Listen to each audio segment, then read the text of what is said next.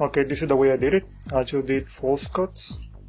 Well, I actually cut everything except the top portion.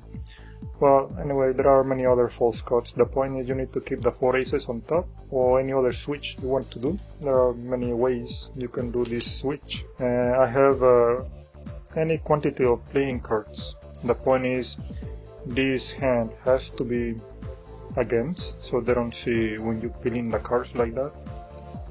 So it's more towards you, this corner. You don't even need to count exactly 4 cards. Just peel any quantity. The point is to switch these 4 cards, and right before you go right underneath, notice this corner goes right under the first card. Now notice all these cards, they are spread that way because of the way I'm picking up the cards, not this way. It has to be this opposite way. So you can just pick them up, of course exaggerating so you can see what I'm doing. You can just pick them up like this, and that's the switch. Or the other thing you may do is when you pick them up, you can show. This is pretty risky, mainly when you have more than one card. Maybe you want to go this far and show them, but you don't have to. Anyway, you have the switch though. Switching one card is actually way easier. Okay, for example, that card. In that case, notice I'm just peeling off the top card by pulling back with a third and fourth finger. Okay, that's it. And this move has to be done not just when the hand is down, but also when the hand is swinging. Okay, so right about there, I just did the move in the middle of the swinging. You may want to make sure they're a little slightly bent, which is a natural bending for most of the routines. Usually the deck is going to end up bent when you put them back to back the opposite way. And you may want to pull the top card back in the middle of the swing, right here. Okay, so from here you can either do a double lift for an ambitious card routine, or you can just give it away to the spectator for any other kind of switch.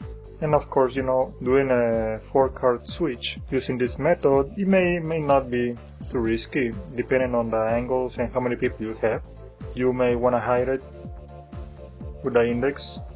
You know, over here is forcing these cards. When you have the 4 card, the index finger bring back an excessive view, and the thumb is right here ready for a switch. You may want to push in a little to expose this corner to scoop right under the first card from the spread.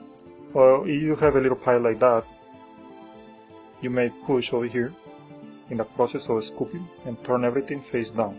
That's a nice way to minimize any view. And you know, you don't need to expose this corner yet outside of the thumb. These 4 cards or whatever quantity is in the middle of the thumb, halfway in, halfway out, not all the way out. The index right here to prevent the gap, the huge gap, from being seen.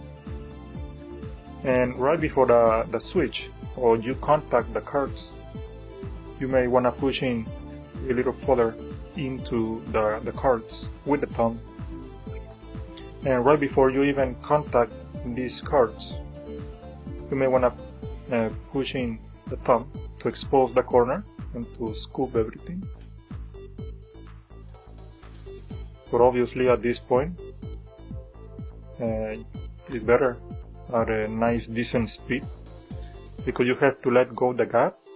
So now when doing this switch, you may want to go at a decent speed, because you have to let go with the index, and they will see the huge gap over here, and close it, and that's it. It's not really that complicated. I think it's just mainly the angles, but the switch in itself, it is not.